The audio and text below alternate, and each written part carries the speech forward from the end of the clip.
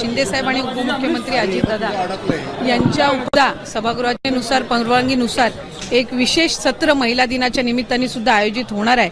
8 तारखेला शनिवार असून सुद्धा महिला दिनाच्या निमित्ताने सर्व महिला लोकप्रतिनिधींसाठी पण आणि महिलांसाठी पण या ठिकाणी या सभागृहाचं जे विशेष सत्र आहे ते होणार आहे।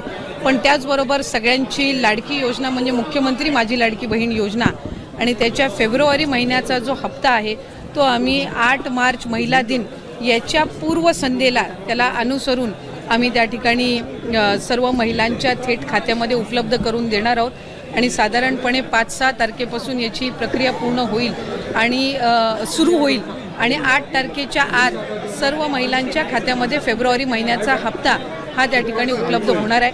महिला दिनाच्या पूर्वसंध्येला म्हणून आम्ही त्याचं औचित्य साधून यंदाच्या वेळेला फेब्रुवारीचा महिन्याचा जो हप्ता आहे तो आमच्या सर्व लाडक्या बहिणींच्या खात्यामध्ये जमा करत आहोत।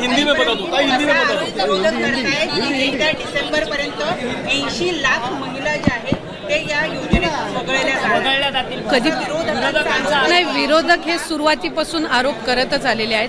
आम्ही साधारणपणे जवळपास 2.5 कोटी महिलांपर्यंत आम्ही पोहोचू शकलेलो आहोत। गेल्या महिन्यामध्ये सुद्धा जवळपास 2,35,00,000 2,40,00,000 इतक्या सुमारेस महिलांच्या पर्यंत लाभ हा पोचलेला आहे। त्याच्यामुळे फेब्रुवारी महिन्यामध्ये सुद्धा साधारणपणे आपला जे लाभार्थी आहेत लाडक्या बहिणीचे ते तशाच पद्धतीनं राहणार आहेत।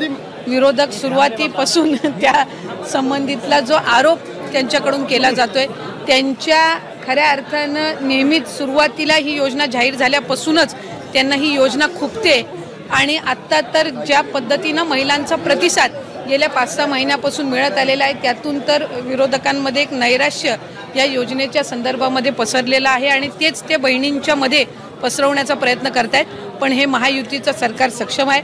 आदरणीय मुख्यमंत्री देवेंद्रजी फडणवीस साहेब, उपमुख्यमंत्री एकनाथजी शिंदे साहेब आणि उपमुख्यमंत्री अजितदादा यांच्या नेतृत्वाखालचं असणारे महायुतीचं सरकार हे लाडकी बहीण योजना अशाच पद्धतीनं पुढे सुद्धा सक्षमपणे कार्यरत आणि यशस्वीरित्या आम्ही चालू ठेवणार आहोत।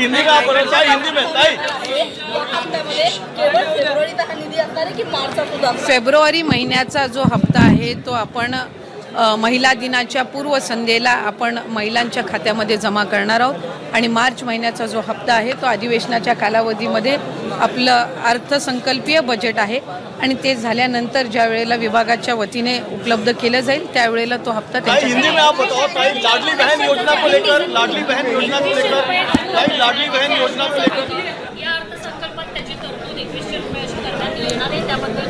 नाही, साधारणपणे त्या संदर्भातला योग्य तो निर्णय राज्याचे मुख्यमंत्री आणि दोन्ही उपमुख्यमंत्री घेतील।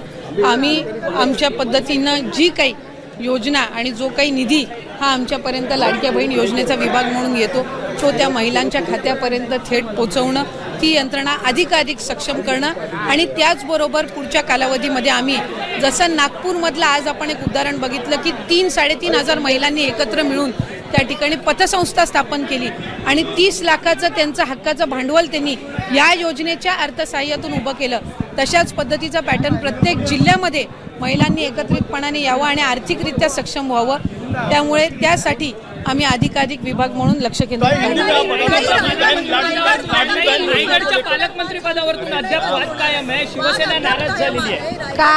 काल सन्माननीय मुख्यमंत्री देवेंद्र फडणवीस साहेब हे त्या ठिकाणी रायगड जिल्ह्यामध्ये होते।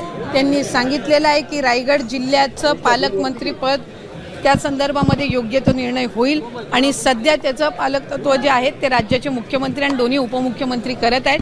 त्यामुळे रायगड जिल्ह्याचा विकास हा कुठेही खंडित होऊ नये याची दक्षता ही त्यांनी निश्चितपणाने घेतलेली आहे। मुख्यमंत्री लाडकी बहन योजना का जो इस फेब्रुवरी मंथ का जो लाभ है वो 8 मार्च महिला दिन, जागतिक महिला दिन जो हम मनाते हैं और उसके पूर्व संध्या को ये 5 मार्च से तकरीबन हमारी ये पूरी जो प्रोसीजर है वो शुरू होगी और जो हमारी लाड़की बहनाएं हैं उनके जो बैंक अकाउंट्स है उसमें ये लाभ 5 मार्च से तकरीबन जाना शुरू हो जाएगा। विपक्ष का एक आरोप है कि जानबूझ जो है नाम काटे जा रहे हैं, नए नियम लाए जा रहे हैं।